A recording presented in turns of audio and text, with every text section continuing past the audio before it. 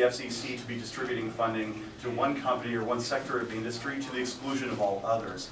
And to me, at least, it's important for all technologies to be brought to bear on rural communities. Not just rural telephone companies, but wireless companies, electrical cooperative companies, perhaps even satellite companies have something to bring to the table when it comes to connecting these rural towns. And so we at the FCC want to make sure that as we're distributing funding, as we're modernizing our regulations, we don't put a thumb on the scale for any particular technology. We want to open up the marketplace to competition and let all of those companies compete for rural customers' eyeballs and dollars.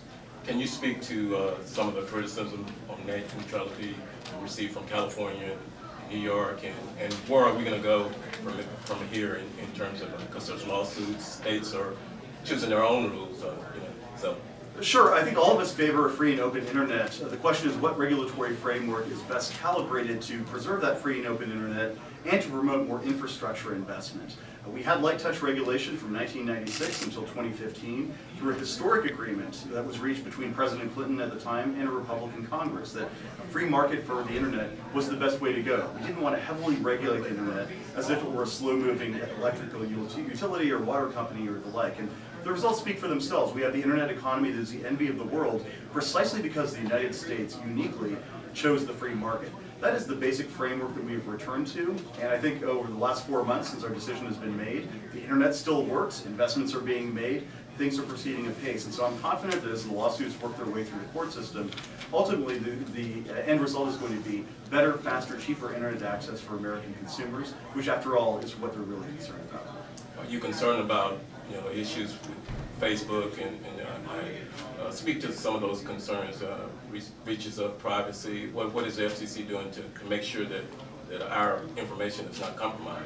Absolutely. So this is another reason why our decision in December was the right one. As a result of the net neutrality decision in 2015, the FCC stripped the Federal Trade Commission of jurisdiction over internet service providers' privacy practices.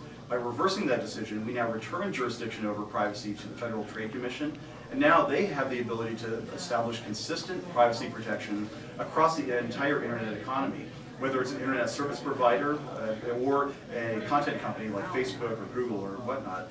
Now the Federal Trade Commission can apply consistent regulation. I would simply point out that over the last couple of years, I've often said that if we want to have a free and open internet, we have to have consistent regulations, and the Federal Trade Commission is the best place to do that. And if I could briefly address that question as well, I will say that the Federal Trade Commission is the agency in the federal government that has the subject matter expertise and decades of practice protecting consumers' privacy and protecting them against fraud.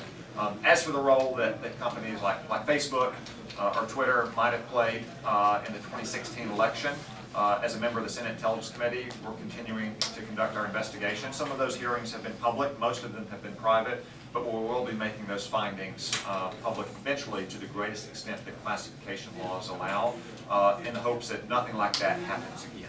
Because I can assure you that the countries like Russia and China are not giving up on that. They continue to try to sow discord and chaos and confusion in our democracy. Senator Cotton, obviously Zuckerberg is going to testify next week. You're not on those committees, but if you were, what's the one question you would want to ask him specifically?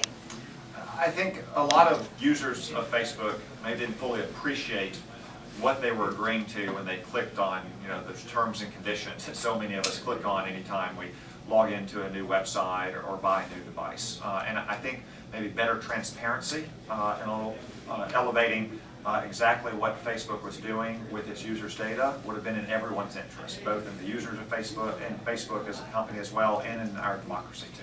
And Chairman Pai, along those same lines, obviously the FCC regulates political advertisement and in some ways may still have some kind of jurisdiction over Facebook if you guys wanted to exercise it. Is that something you guys are looking at when it comes to the political advertising that happens on Facebook? And I mean, I'm in TV, ours is very regulated, so. Right. So under current law, we do have authority over broadcast broadcast companies, as you pointed out. We do not have jurisdiction over companies like Facebook, and typically we don't get involved in political advertising, either the content of advertising or reporting requirements. That is typically handled by other agencies, such as the Federal Election Commission. Should Congress change the law, of course, we can have a conversation about that, but under current law, at least, the FCC doesn't have a particular. Is it something you would push for? I would leave that decision to Congress. They are the ones who set the laws. We simply administer them. And so, as again, if they see fit to give us that authority, then we'll dutifully administer it, consistent with the Constitution and the laws they've established. What about schools?